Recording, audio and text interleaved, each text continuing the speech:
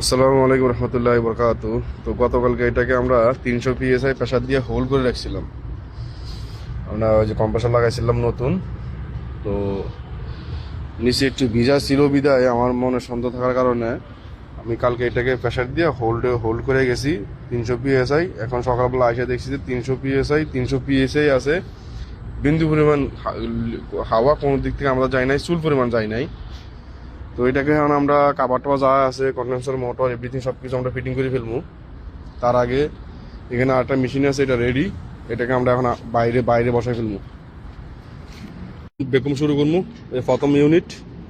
তো আমি hose pipe দোমরাতে লাগাইছি, আমার সাকশন ডিসচার্জ দুইটাতে লাগাই, যেহেতু আমার এখানে সিস্টেম আছে তাড়াতাড়ি বেকম হওয়ার জন্য দুইটাতে লাগাই দিছি। তো অভিযান চালু দেন, পিছলে চালু দেন। তো আলহামদুলিল্লাহ আমার মেশিন চালু হয়ে গেছে। তো এটা আমরা বেশিক্ষণ বেকম করবো না, আমরা আধা ঘন্টার মতো বেকম করবো, আধা ঘন্টা। তো বেকম করা শেষ, এখন আমরা গ্যাস ঢেলতেছি। আর 22 নম্বর গ্যাস, যে কোনো গ্যাস আমি স্ট্যান্ডিং অবস্থায় পুরোটা ডালি লিকুইড, পুরোটা আমি ডালি হচ্ছে লিকুইড। হোক সে 22 নম্বর, হোক সে 410, হোক 407, যেটাই হোক না কেন গ্যাস আমি স্ট্যান্ডিং অবস্থায় পুরোটা ডালবো আমি লিকুইড। তো এখন আমরা গ্যাস ডাইলা তারপর ইনশাল্লাহ 10-15 মিনিট পর আমরা মেশিন চালু করবো। গ্যাস জ্বালার পর পরে কেউ মেশিন চালু করবেন না, আমি আমার প্রত্যেকটা ভিডিওতেই বলি গ্যাস জ্বালার পর 10 থেকে 15 মিনিট আপনারা ওয়েট করবেন, যেহেতু আমরা লিকুইড চার্জ করতেছি। আর যে এসিগুলোতে ক্যাপিলারি থাকে, বিশেষ করে 1 থেকে 2 টনের এসিগুলোতে থাকে হচ্ছে আউটডোরে থাকে ক্যাপিলারি। আবার ইনডোরে আমাদের এখানে ডিস্ট্রিবিউটর আছে, এক্সপেন্সার বাল্ব থাকে, তো এগুলো ব্লক হওয়ার সম্ভাবনা থাকে। তো 10-15 মিনিট পরে চালু করলে কি হবে, লিকুইডটা গইলে ব্যাপারে পরিণত হবে, তখন আপনারা চালু করতে পারবেন, কোনো সমস্যা নাই। কিন্তু গ্যাস জ্বালার পর পরই কি করবেন না, এসিটা হুট করে চালু করবেন না। তো আলহামদুলিল্লাহ আমাদের ইউনিট চালু হয়ে গেছে।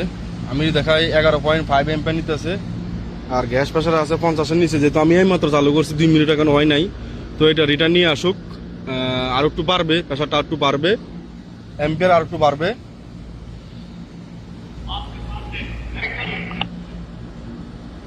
তো আমি কিছুক্ষণ আগে ওয়েট করবো, ওয়েট করার পর যে আমি গ্যাস দেবো, গ্যাসটা আগে রিটার্ন আগে নিয়ে আসুক তারপর।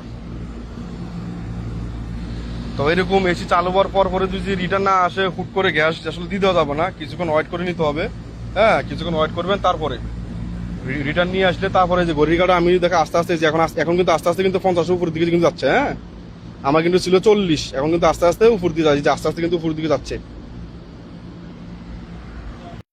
একটা জিনিস আপনারা মাথায় রাখবেন, গ্যাস ঢালার পর পর এবং আমাদের ইউনিট চালু করার পর অধৈর্য হবেন না, যে রিটার্ন কেন আসে না, অধৈর্য হবেন না। 2-3 মিনিট এসি চালাবেন, চালানোর পরে গ্যাসটা সার্কুলেশন হয়ে আউটডোরে আসার সময়টুকু দিতে হবে আপনাকে। আপনি হুট করে ডিসিশন নেওয়া যাবে না, আমাকে মানে হুট করে কি করা যাবে না, গ্যাস দেওয়া যাবে না, রিটার্ন কেন আসতেছে না। 2 মিনিট 4 মিনিট চলার পর আপনি বুঝবেন যে রিটার্ন মানে কতটুকু হয়েছে।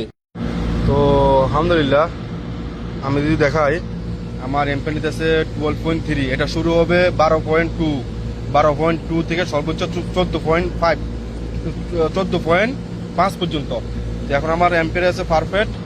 আমি যদি সাকশন ডিসচার্জ প্রেসার দেখাই, আমার সাকশন প্রেসার আছে 55, ডিসচার্জ প্রেসার আছে বরাবর 250। তো আমি আর একটু বাড়ামু বাস, এটা রাখবো আমি 60। আমি আমার সাকশন প্রেসার রাখবো আমি 60।